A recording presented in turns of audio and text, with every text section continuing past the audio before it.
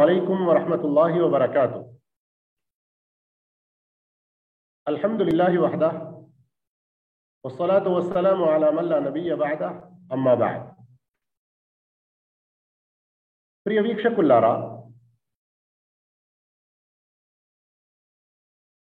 శత సాంప్రదాయాలు ప్రవక్త మహనీయ ముహమ్మద్ సల్లల్లాహు అలైహి వసల్లం వారి సున్నతులలో 100 సున్నతులను సహీ హదీసుల ఆధారంగా ఒక చోట క్రోడీకరించి జమ చేసి చిన్న పుస్తక రూపంలో ఏదైతే ప్రింట్ చేయడం జరిగినదో దానిలో నుండి ఈరోజు మనం 16వ హదీస్ స్టార్ట్ చేయబోతున్నాము. అయితే ఈ 16వ హదీస్ వినేకి ముందు మనం ఒకవేళ ప్రవక్త సల్లల్లాహు అలైహి వసల్లం వారి ఈ సున్నతుల గురించి ఏదైతే తెలుసుకుంటున్నామో ఆ సున్నతులను మనం పాటించడంలో లాభం ఏంటి తెలుసుకోవడం చాలా ముఖ్యం. ఎందుకంటే సర్వసామాన్యంగా మన యొక్క స్వభావం ఎలాంటిదంటే ఏ విషయంలో లాభం ఉంటుందో దాన్ని పొందడానికి ఆ పని చేయడంలో మన పూర్తి శక్తి సామర్థ్యాలు వెచ్చిస్తాము. అయితే ప్రవక్త మహనీయ ముహమ్మద్ సల్లల్లాహు అలైహి వసల్లం వారి యొక్క సున్నతులను ఆచరించడంలో మనకు ఉన్నటువంటి గొప్ప లాభాలు ఏమిటో ఈరోజు 1-2 తెలుసుకుందాము. తర్వాత మన క్రమంలో హదీస్ నంబర్ 16 సున్నత్ నంబర్ 16 తెలుసుకుందాము. ఇక మళ్ళీ ఇలాగే సోమవారం రోజు కూడా అల్లాహ్ యొక్క దయతో 2 గంటలకు ఈ క్లాస్ ఏదైతే జరుగుతుందో అందులో మరికొన్ని ఘనతలు తెలుసుకొని ఆ తర్వాత 21వ నంబర్ సున్నత్ హదీస్ తెలుసుకునే ప్రయత్నం చేద్దాం. అస్సలాము అలైకుం సోదర మహాశయులారా, సోదరిమణులారా, అల్లాహు అక్బర్. జీ షేక్ నేను ఇక్కడ ఉన్నాను సార్, జుల్ఫీ దావా సెంటర్ దగ్గర ఉన్నాను సార్, నేను బయట. అల్లాహు అక్బర్, మాషా అల్లా మాషా అల్లా మాషా అల్లా తబారకల్లాహ్. ప్రియ వీక్షకులారా, ఒక్క నిమిషం ఈ డిస్టర్బెన్స్ గురించి క్షమించండి. ప్రతిసారి మన క్లాస్లో వచ్చేటువంటి రియాద్లో ఉండే మిత్రులు ఇప్పుడు జుల్ఫీలో వచ్చారంట, మా ఆఫీస్ ముంగట ఉన్నారంట. నేను డోర్ ఓపెన్ చేసి వారిని లోపలికి పిలుచుకుంటాను. జస్ట్ మీరు లైన్లోనే ఉండండి. అల్లాహు అక్బర్, జజాకుముల్లాహు ఖైరా.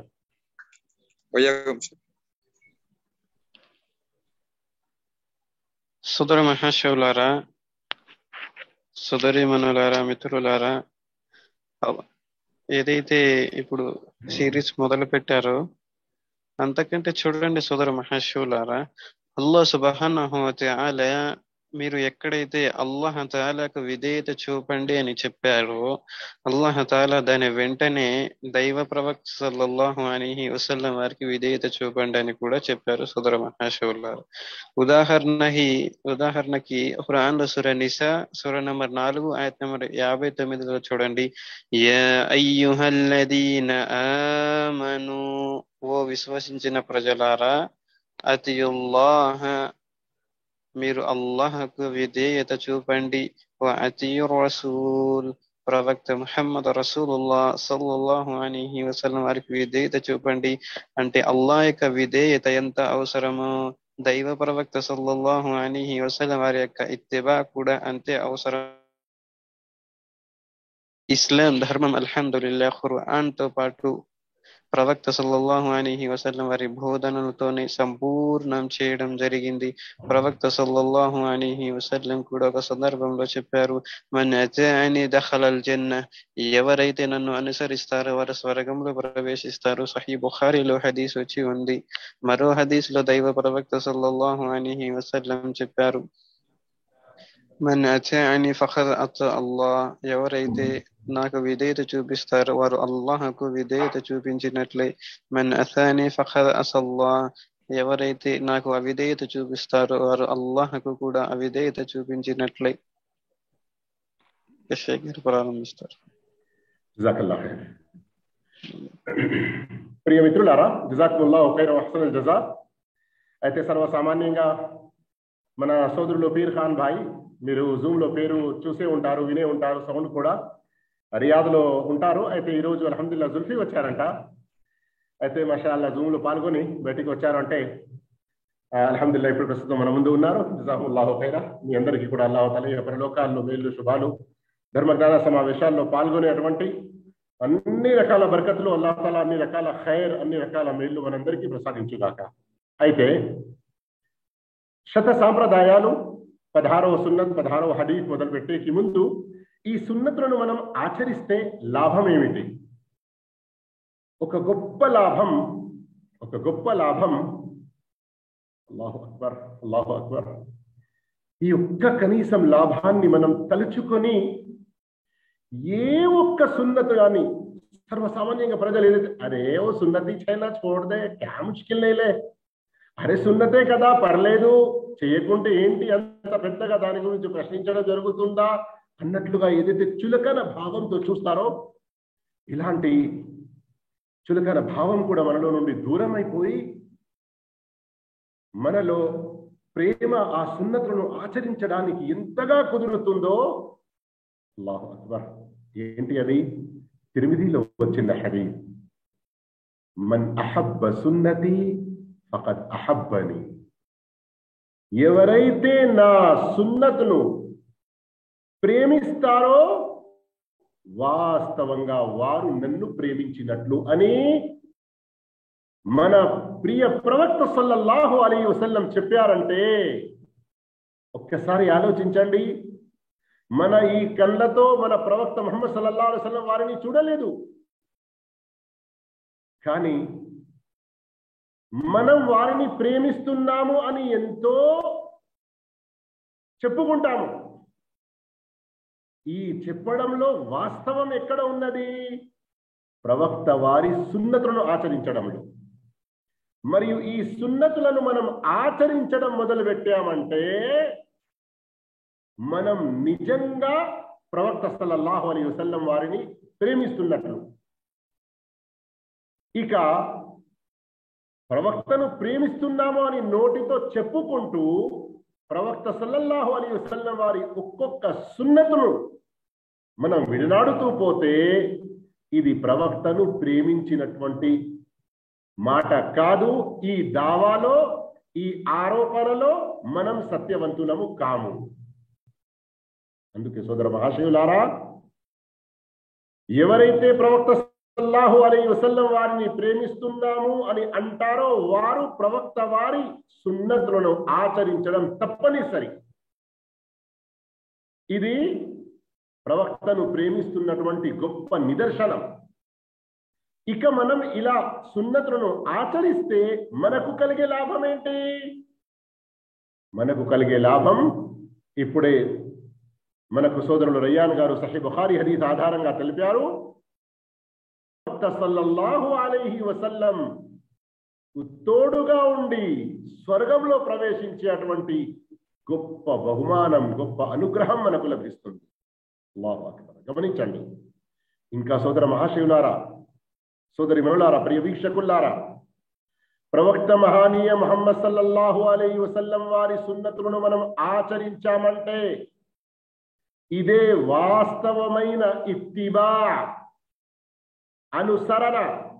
మరి ఎవరైతే ప్రవక్తను అనుసరిస్తారో ప్రవక్త సున్నతులను ఫాలో అవుతారో అలాంటి వారి గురించి అల్లాహ్ సూరత్ ఆల్ ఇమ్రాన్ లో 2 శుభాలు తెలియజేశాడు. ఈ శుభాల అవసరం మనకు చాలా ఉంది. ఈ శుభాలు లేకుంటే మనము నరకం నుండి ముక్తి పొందలేము, స్వర్గంలో ప్రవేశించలేము. ఏంటి అవి? قل إن كنتم تحبون الله فاتبعوني يحببكم الله. మొదటి శుభవార్త, అల్లాహ్ మిమ్మల్ని ప్రేమిస్తాడు. సోదర మహాశయులారా, మేము అల్లాహ్ను ప్రేమిస్తాము, ప్రవక్తను ప్రేమిస్తాము చెప్పుకున్నంత మాత్రాన సరిపోదు. ఎప్పటి వరకైతే అల్లాహ్ మనల్ని ప్రేమించాడో మనం స్వర్గంలో ప్రవేశించలేము. మరి ప్రవక్త సున్నతులను ఆచరిస్తే అల్లాహ్ మనల్ని ప్రేమిస్తాడు. అల్లాహ్ యొక్క ప్రేమకు పాత్రలవుతాము, అల్లాహ్ యొక్క ప్రేమను పొందిన వాళ్ళు అవుతాము. రెండవ ఘనత, రెండవ శుభవార్త లాభం, వయగ్ఫిర్ లకుం జునూబకుం. మీ యొక్క పాపాలను క్షమించేస్తాడు, మీ యొక్క పాపాలను మన్నించేస్తాడు. అల్లాహు తాలా సున్నతులను ఆచరించే భాగ్యం మనకు ప్రసాదించుగాక. మరియు ఈ సున్నత్ యొక్క ఆచరణలో ఈ గొప్ప లాభాలు ఏవైతే ఉన్నాయో అల్లాహ్ అవి కూడా మనకు ప్రసాదించుగాక. ఆమీన్. ఇక రండి,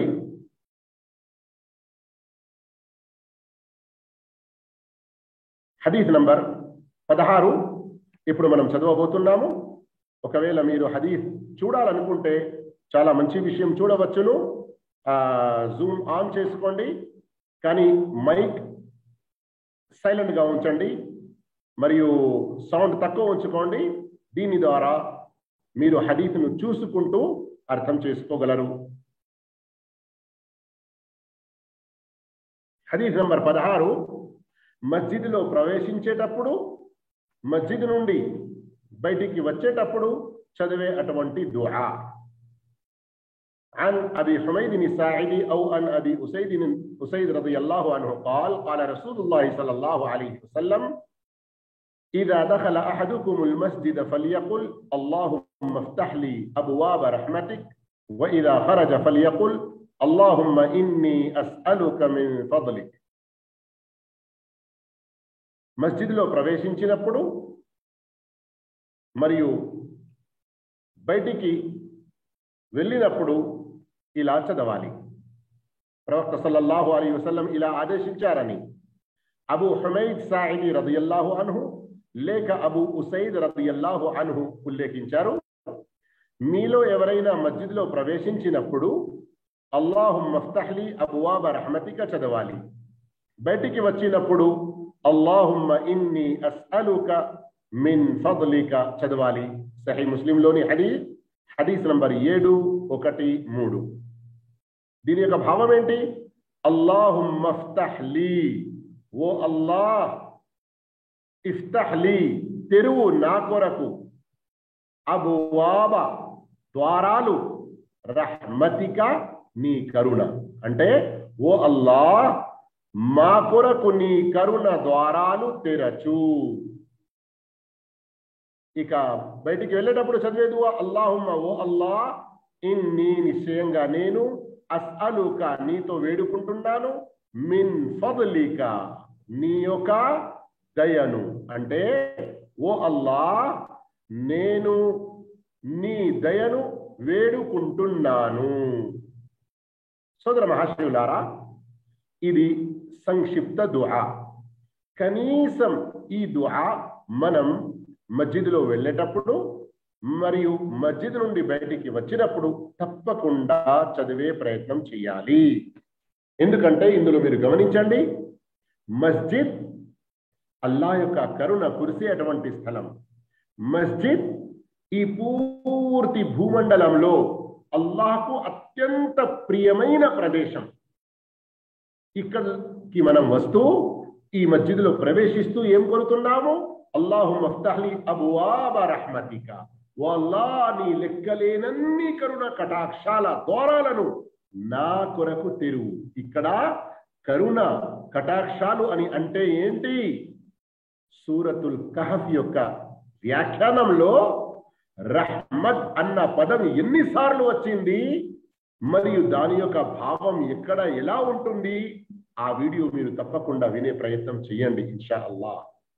సోదర మహాశయులారా, అల్లాహ్ యొక్క కరుణ మన జీవితంలోని ప్రతి కోణాల్లో మనకు అవసరం. మస్జిద్లో ప్రవేశిస్తున్నప్పుడు ఈ దుఆ చదివి అల్లాహ్ యొక్క కరుణను మనం కోరుతున్నాము.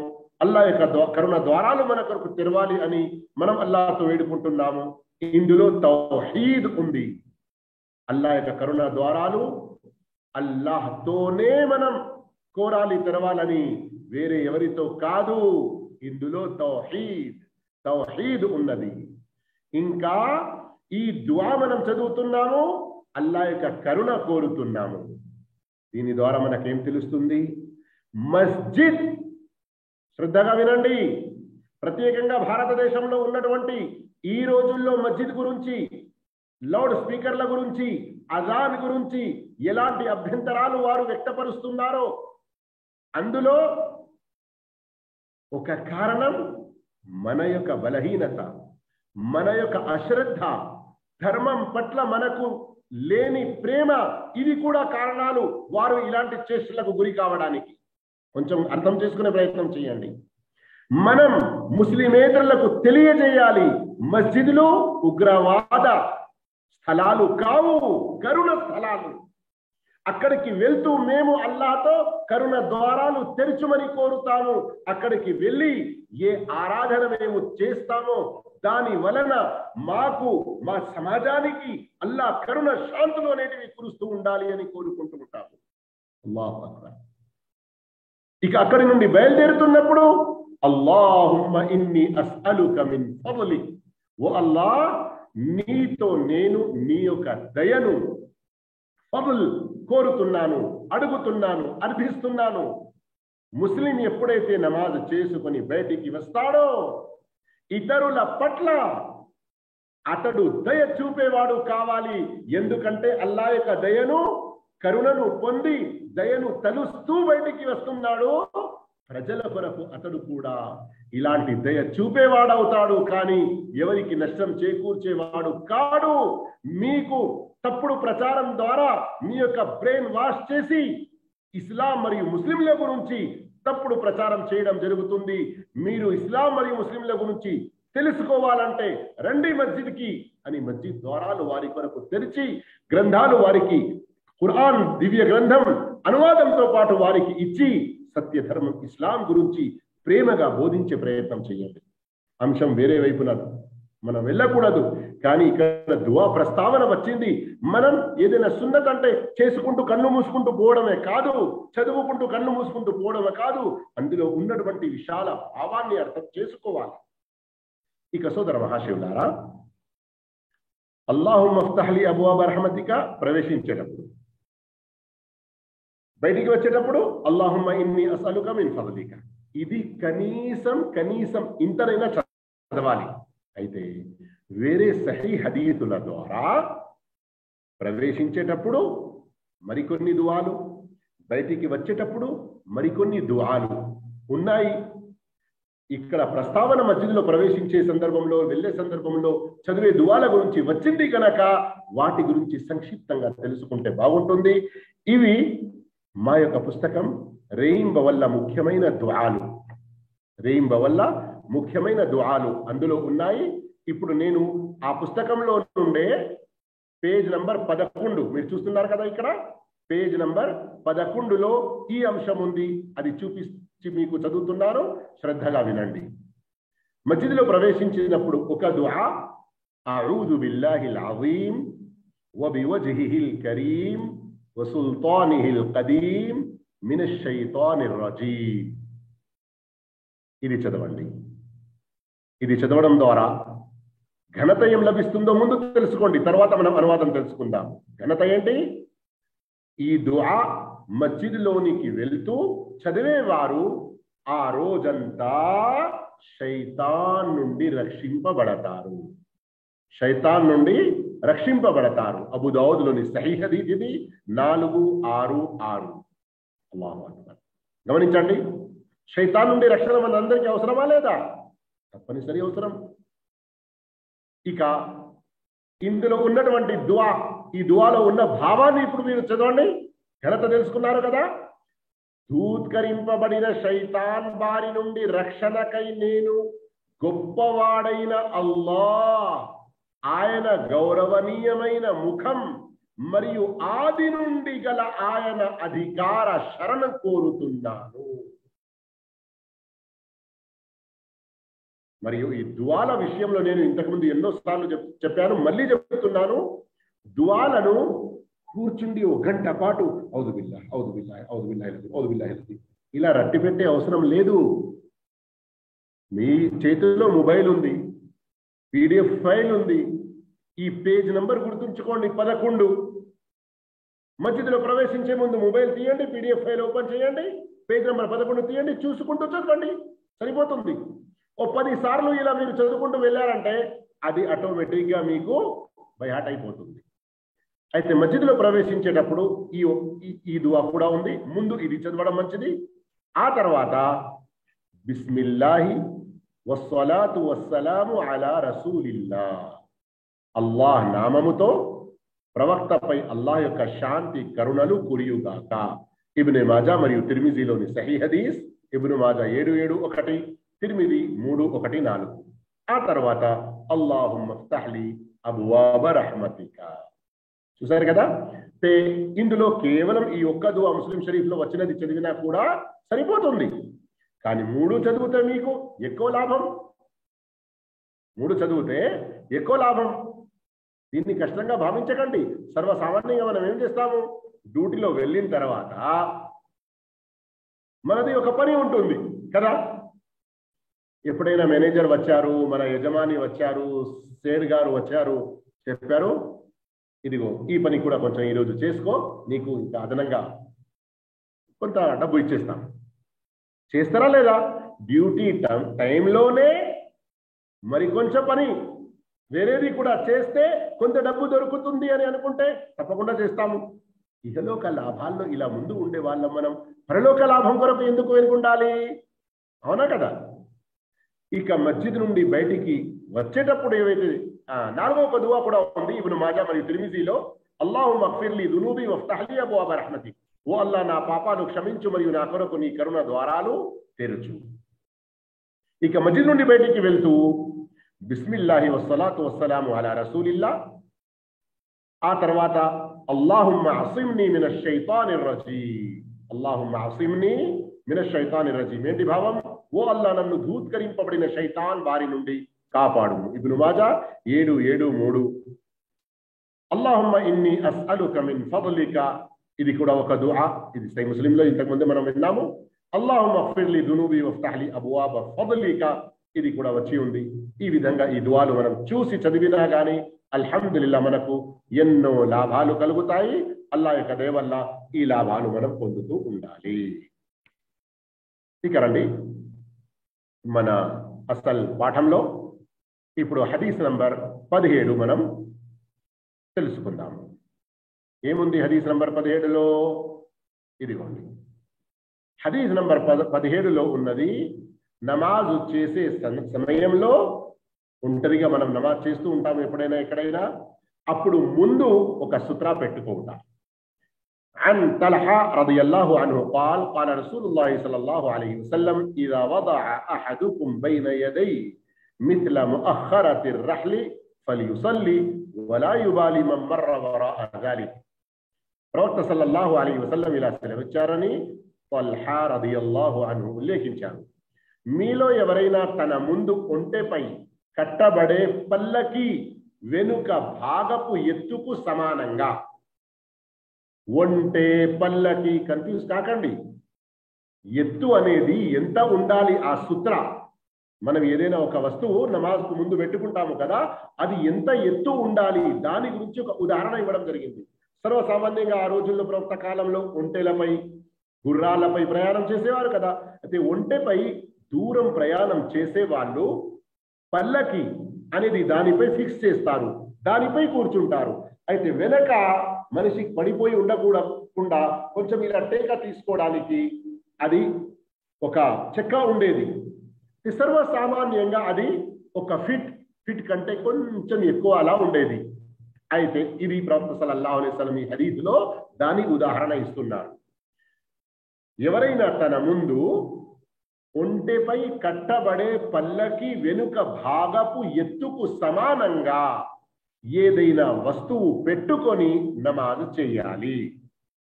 దాని అవతల నుండి అటువైపు నుండి ఎవరు దాటినా ఇక అతనికి అనవసరం. అంటే అతను తాను చేయవలసింది చేశాడు, ఇక అటువైపు నుండి ఎవరైనా దాటుతూ ఉండేది ఉంటే అందులో అతడు ఎలాంటి పాపాత్ముడు కాడు. అయితే సోదర మహాశివులారా, మీరు ఇక్కడ పుస్తకంలో ఒకవేళ మీకు ముందే పంపడం జరిగింది పీడిఎఫ్ మొబైల్ సైజులో కూడా పంపడం జరిగింది మన గ్రూప్లో. మరియు అలాగే సర్వసామాన్యంగా ప్రింట్ కొరకు ఎవరైతే చేయించుకోవాలనుకుంటారో పుస్తక రూపంలో ఆ సైజులో కూడా పంపడం జరిగింది. ఇక్కడ పుస్తకంలో ఏముంది మీరు చూస్తున్నారు, వివరణ కొంచెం. సూత్ర అంటే నమాజ్ చేసే వ్యక్తి తాను సజదా చేసే స్థలానికి ముందు, అర్థమైంది కదా, ఇక్కడ మీరు ఎక్కడైతే మీ తల పడుతుందో తల వంచుతో మీరు పెడతారో భూమిపై దానికి కొంచెం ముందు, ఎక్కువగా అవసరం లేదు, కొన్ని ఇంచులు, ఒక 2-3 ఇంచుల ముందు అక్కడ అది పెట్టుకోవాలి. స్థలానికి ముందు, సజ్దా చేసే స్థలానికి ముందు అడ్డుగా,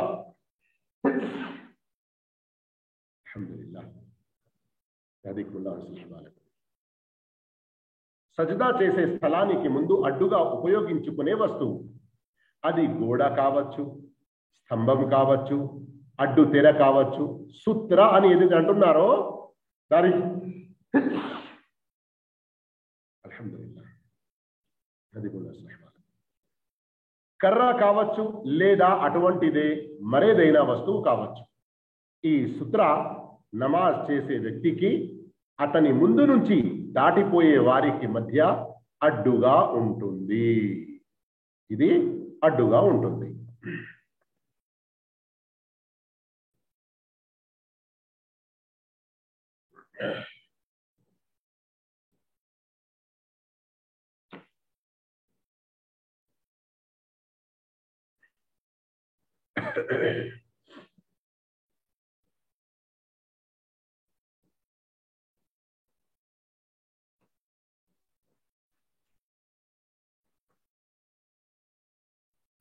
ఇక్కడ మీకు ఎందుకంటే సర్వసామాన్యంగా మన ప్రాంతాల్లో ఒంటెలు ఇట్లాంటివి ఏమీ లేవు గనక ఇక్కడ మీకు అర్థం కావడానికి చిన్నగా దాని యొక్క ఫోటో చూపిస్తున్నాను. కొంచెం మీరు ఇక్కడ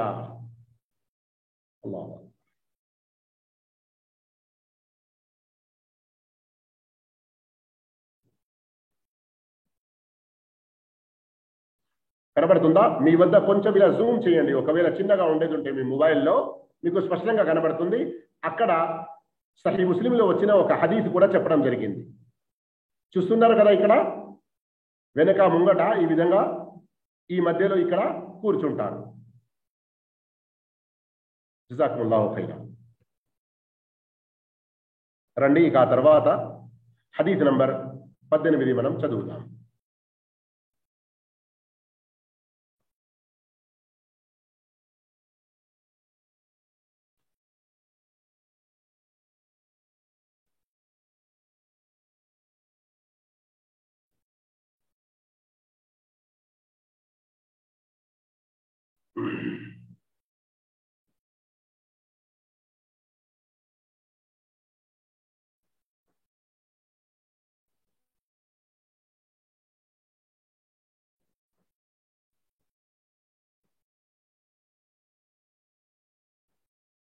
హదీస్ నంబర్ 18 అల్ ఇక్ఆఉ బైన సజ్దతైన్, రెండు సజ్దాల మధ్యలో మడమలపై కూర్చోవటం. عن أبي الزبير أنه سمع طاووسا يقول قلنا لابن عباس رضي الله عنهما في الإقعاء على القدمين فقال هي السنة فقلنا له إنا لنراه جفاء بالرجل فقال ابن عباس بل هي سنة نبيك. తావూస్ చెప్పగా అబూ జుబైర్ విని ఉల్లేఖిస్తున్నారు, మేము ఇబ్ను అబ్బాస్ రదియల్లాహు అన్హుమాతో నమాజులో రెండు సజ్దాల మధ్యలో పాదాలు నిలబెట్టి మడిమలపై కూర్చోవటం ఎలా అని అడిగాము. దానికి ఇబ్ను అబ్బాస్ రదియల్లాహు తఆలాను అది సున్నత్ అని చెప్పారు. ఇది మనిషికి చాలా కష్టంగా ఉంటుంది అని మేమన్నాము. దానికి అతను ఇది మీ ప్రవక్త సల్లల్లాహు అలైహి వసల్లం వారి యొక్క సున్నత్ అని చెప్పారు. సహీ ముస్లిం హదీస్ నంబర్ 537. అయితే ఇక్కడ మీకు అర్థమైందా ఎలా కూర్చోవాలో? చూడండి, ఇక్కడ అదే హదీస్ పక్కన రాసి ఉంది. కూర్చునే విధానాన్ని ఇక్కడ ఫోటోలో చూపించడం జరుగుతుంది. మీరు శ్రద్ధగా చూడండి. ఒకసారి మీరు శ్రద్ధగా చూడండి. ఇక్కడ కనబడుతుంది కదా, మడిమలు, కాళ్ళు ఈ విధంగా పెట్టి మడిమలపై అక్కడ అతను కూర్చొని ఉన్నాడు. ప్రవక్త సల్లల్లాహు అలైహి వసల్లం వారి ముస్లిం షరీఫ్లోని హదీస్ ఏదైతే మీరు చదివారో అది పక్కన రాసి కూడా ఉంది. అయితే అర్థం కావడానికి ఇక్కడ ఈ ఫోటో మీకు చూపించడం జరిగింది. ఇన్షాల్లా ఈ హదీస్ యొక్క భావం అర్థమైంది. అయితే అప్పుడప్పుడు మనం రెండు సజదాల మధ్యలో, అల్లాహ్ తాలా మనందరికీ హిదాయత్ ఇవ్వుగాక, ఈ రోజుల్లో సర్వసామాన్యంగా ప్రజల్ని మనం చూస్తాము, రెండు సజదాల మధ్యలో కూర్చుంటారు ఒంటరిగా నమాజ్ చేసేటప్పుడు. ఒక సజదా నుండి ఇలా లేసి సరిగ్గా ఇలా కూర్చోక ముందే మళ్ళీ రెండో సజదాకు వెళ్ళిపోతారు చాలా మంది. ప్రత్యేకంగా మన ఇండియా, బంగ్లాదేశ్, పాకిస్తాన్ ఆ ప్రాంతాల్లో వాస్తవానికి ప్రవక్త సల్లల్లాహు అలైహి వసల్లం వారి హదీసుల్లో రెండు రకాల వేరువేరు దుఆలు ఉన్నాయి. అల్లాహుమ్మ ఫిర్లి వర్హమ్ని వహదిని వఆఫిని వర్జుక్ని, మరో లేఖనంలో వజ్బుర్ని, ఈ 6 పదాలు వచ్చి ఉన్నాయి. ఇందులో ఎంత గొప్ప భావం ఉందో దాని వివరణ మరెప్పుడైనా చెబుదాము. ఇంతకుముందు కొన్ని దర్శనాల్లో చెప్పి ఉన్నాను కూడా. రెండవది అబూ దావూద్లో వచ్చిన హదీస్ రబ్బిగ్ఫిర్లీ రబ్బిగ్ఫిర్లీ. ఈ రెండిట్లో ఏదైనా రెండు సజ్దాల మధ్యలో చదవాలి. ఈ రెండు సజ్దాల మధ్యలో అప్పుడప్పుడు ఈ విధంగా కూర్చుండాలి. ఏదైతే ఇప్పుడు మీరు చూశారో మరొకసారి చూపించడం జరుగుతుంది. ఎవరైనా ముందు చూడకుంటే దీన్ని గుర్తుంచుకోండి. దీనిని బైన సజ్దతైన్, రెండు సజ్దాల మధ్యలో కూర్చోవడం అని అంటారు. సోదర మహాశయులారా, ఇప్పుడు మాట వచ్చింది కనుక మరొక ఇక్కడ చిన్న వివరణ తెలుసుకోవడం కూడా చాలా బాగుంటుంది. అదేంటి, ఈ కా అని ఏదైతే ఇక్కడ అరబీలో పదం వచ్చింది కదా, ఇప్పుడు మీరు విన్నారు, దీనికి రెండు భావాలు ఉన్నాయి. ఒకటి సున్నత్ చేయడం, మరొకటి తషహుదులో చెయ్యకూడదు. సర్వసామాన్యంగా దాన్ని కూడా ఈ కా అని అంటారు, కానీ అది తషహుదులో కొందరు చేస్తారు, అలా చెయ్యకూడదు అని హదీస్లో వచ్చి ఉంది. అదేలా రెండు మన పాదాలు ఇలా వెడబాటుగా మధ్యలో స్థలం ఉంచి మన పిరుదులను భూమికి ఆనించి కూర్చోవడం. చూడండి, ఇక్కడ నేను మీకు దీని యొక్క ఫోటో చూపిస్తున్నాను. కింద అరబీలో రాసి ఉంది అల్ ఇక్ఆఉల్ మక్రూహ్. కొందరు సజ్దాలో ఇలా కూర్చుంటారు, పిరుదులను భూమికి ఆనించేసి రెండు పాదాలను పక్కకు ఇలా నిలబెడతారు, లేదా ఇలా నిలబెడతారు. తషహుదులో ఈ విధంగా కూర్చోవడం ఇది నిషిద్ధం, ఇది మక్రూహ్. ఇలా కూర్చోకూడదు. ఎవరైనా అనారోగ్యంగా ఉన్నారు, ఏదైనా వారికి ఇబ్బంది, అది వేరే విషయం. ఇది నార్మల్ స్థితి విషయం చెప్పడం జరుగుతుంది. కానీ మీరు ఇంతకు ముందు చూసినటువంటి ఇమేజ్ గుర్తుంది కదా మీకు, ఇదేమిటి, సున్నత్. దీని గురించే మనం ఇప్పుడు ఇంతకుముందు హదీస్ చదివి ఉన్నాము. అల్హమ్దులిల్లాహ్ అల్హమ్దులిల్లాహ్ అల్లాహుమ్మ లకల్ హమ్దు వశుక్ర్. ఇప్పుడు రండి హదీస్ నంబర్ 19 చదువుకుందాము. ఈరోజు కేవలం 20 హదీసుల వరకు, అంటే మరొక హదీస్ ఉంటుంది. ఇంకా ఎంతసేపు ఉంటుందో ఈ క్లాస్ అని మీరు బాధపడకండి. ఇన్షాల్లా మీ యొక్క సమయాన్ని ఎక్కువగా ఇన్షాల్లా తీసుకోబడదు. రండి.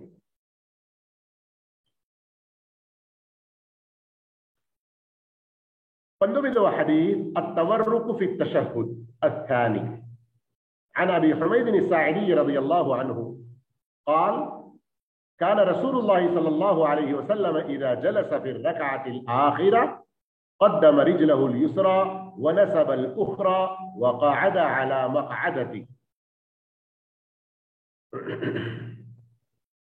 చివరి తషహుద్లో తవర్రుక్ చేయుట.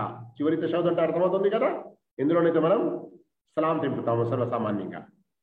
అబూ హుమైద్ సాయిది రదియల్లాహు అన్హు ఉల్లేఖనం ప్రకారం ప్రవక్త సల్లల్లాహు అలైహి వసల్లం చివరి తషహుదులో కూర్చునేటప్పుడు ఎడమ పాదం కుడి వైపు తీసుకొని కుడి పాదాన్ని నిలబెట్టి ఎడమ పిరుదును భూమికి ఆనించి కూర్చుండేవారు.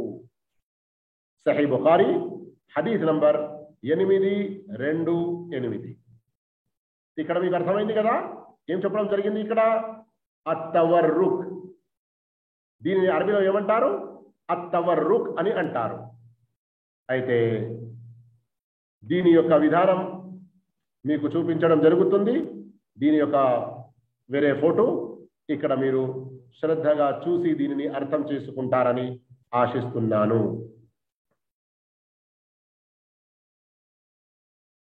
చూస్తున్నారు కదా, ఎడమ పిరుదు భూమికి ఆని ఉన్నది, ఎడమ పాదం బయటికి తీయడం జరిగింది. ఎక్కడ బయటికి తీయడం? కుడి కాలు పాదం మధ్యలో కింది నుండి చూస్తున్నారు కదా ఫోటోలో, మరియు కుడి కాలిని నిలబెట్టడం జరిగింది. ఈ విధంగా జల్సతు తవర్రుక్ దీనిని అంటారు. ఈ విధంగా కూర్చోవడం కూడా నమాజులో ప్రవక్త మహానీయ ముహమ్మద్ సల్లల్లాహు అలైహి వసల్లం వారి ఒక సున్నత్. కానీ మళ్ళీ ఇక్కడ గుర్తు చేస్తున్నాను, ఎవరైనా చాలా పెద్ద వయసు వారు ఉన్నారు, లేదా ఎవరికైనా కాలులో ఏదైనా నొప్పి ఉంది, ఇబ్బంది ఉంది, లా యుకల్లిఫుల్లాహు నఫ్సన్ ఇల్లా వుస్అహా. ఇక హదీస్ నంబర్ 20, చివరి హదీస్ ఈనాటి దర్సులో, అల్ ఇక్తారు మిన దుఆ qabla తస్లీం. సలాంకు ముందు అధికంగా దుఆ చేయాలి. عن عبد الله بن مسعود رضي الله عنه قال قال النبي صلى الله عليه وسلم ثم يتخير من الدعاء أعجبه إليه فيدعو. ప్రవక్త సల్లల్లాహు అలైహి వసల్లం ఇలా చెప్పారని అబ్దుల్లా రదియల్లాహు అన్హు ఉల్లేఖించారు. ఇక్కడ మీరు 3 డాట్స్ చూస్తున్నారు. అక్కడ భావం ఏంటి? ఒక పొడవైన హదీసులోని చివరి భాగం ఇది. అందులో ఏముంది? అబ్దుల్లా బిన్ మసూద్ రదియల్లాహు అన్హు ఉల్లేఖించిన హదీస్ తషహుద్ నేర్పారు ప్రవక్త వారు. అత్తహియాతు లిల్లాహి వస్సలవాతు. అది ఇక్కడ ఉంది.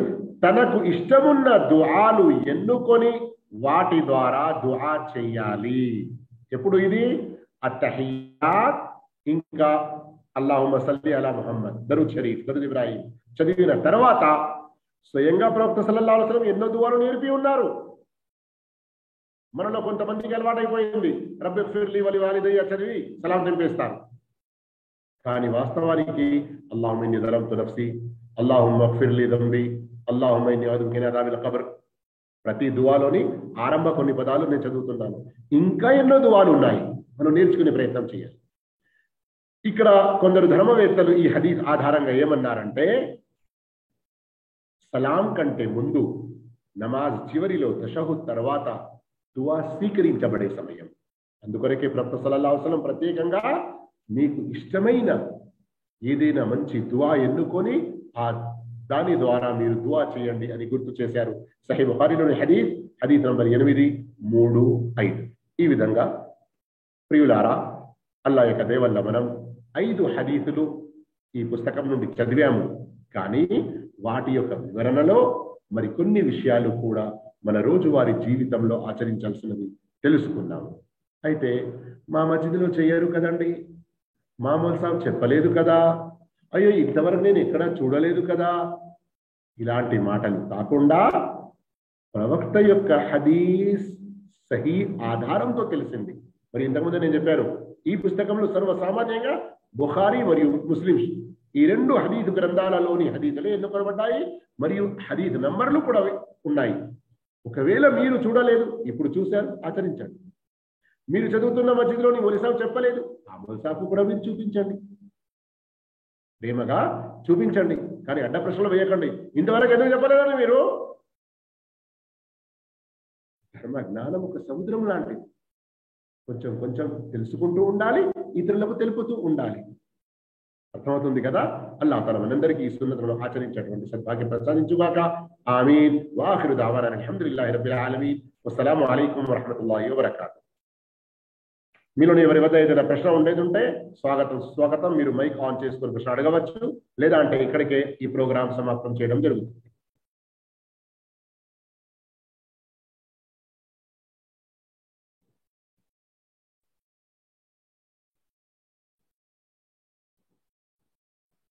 సరే, మంచిది. బారకల్లాహు ఫీకుం. సుబ్హానకల్లాహుమ్మ వబిహమ్దిక అష్హదు అన్ లా ఇలాహా ఇల్లా అంత అస్తగ్ఫిరుక